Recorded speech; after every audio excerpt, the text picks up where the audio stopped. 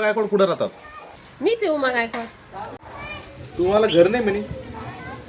कोण म्हणे तसं? ही 2 तळाची बिल्डिंग माझी आहे. ही 2 तळाची बिल्डिंग तुमची का? मग काही 4 व्हीलर गाड्या वगैरे?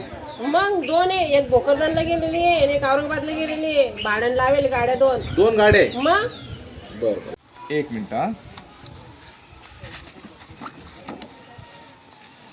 उमा गायकवाड,